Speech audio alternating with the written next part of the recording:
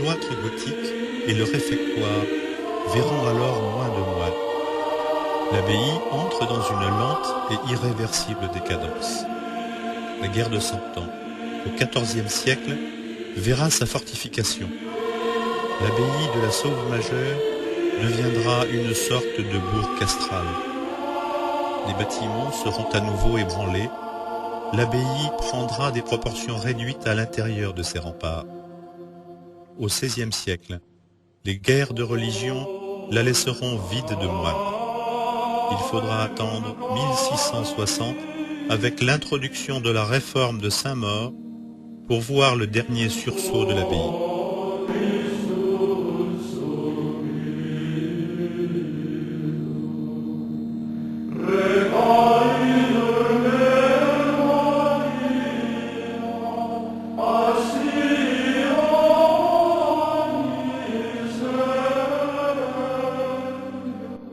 En 1791, les moines sont expulsés par la Révolution.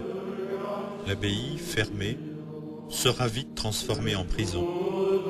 La tourmente passée, le grand corps reste vide, inutile. En 1806, par manque d'entretien, il s'écroule. Pendant 30 ans, ces pierres serviront de remblai. Les voûtes de l'abbaye ont empierré tous les chemins locaux. Dans les années 1830, la commission des monuments historiques de la Gironde, avec Léo Drouin, arrêtera les démolitions. Malgré tous ces efforts, la salle capitulaire sera aussi détruite. Nous pouvons désormais contempler une des plus belles ruines romanes de l'Aquitaine.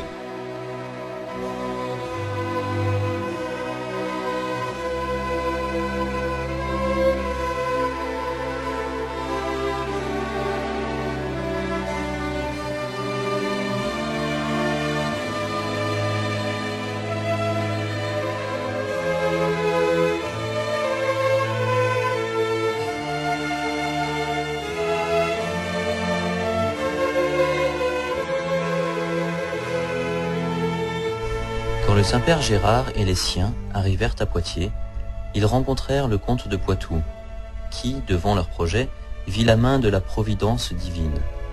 Il les supplia de s'installer là où ils voudraient sur ces terres. Il veillerait lui-même à les conseiller et à les aider. Pendant que l'abbé et ses compagnons discutaient entre eux de tout ceci, arriva, comme un envoyé de Dieu, un prévôt de Bordeaux nommé Radulphe. Il déclara au comte que s'il en était d'accord, il les conduirait dans un endroit approprié. Le comte, très heureux de cela, mit l'abbé et les siens sous la protection du prévôt, avec mission de les protéger comme si c'était lui-même, et pour que, quel que soit le lieu choisi par eux dans l'ensemble de ces terres, il soit placé sous l'autorité de l'abbé, sans dispute ni doute possible. Le prévôt Radulphe les accueillit avec joie. Il les mena à l'endroit que l'on nommait la Grande Forêt en entre-deux-mers, en latin Silva Maior.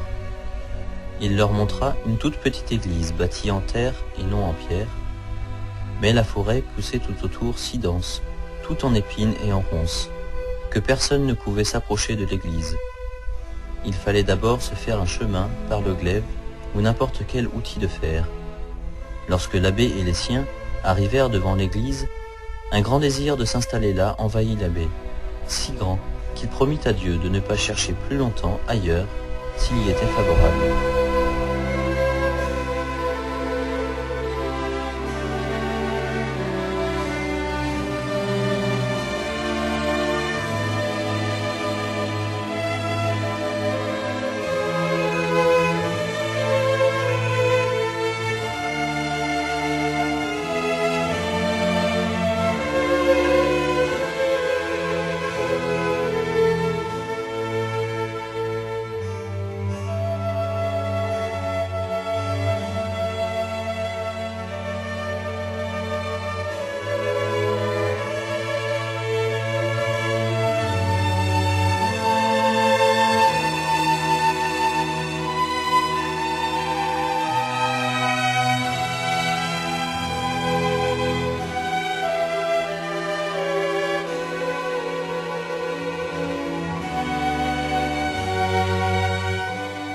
Le Saint-Père Gérard fit construire une petite maison pour lui et les siens.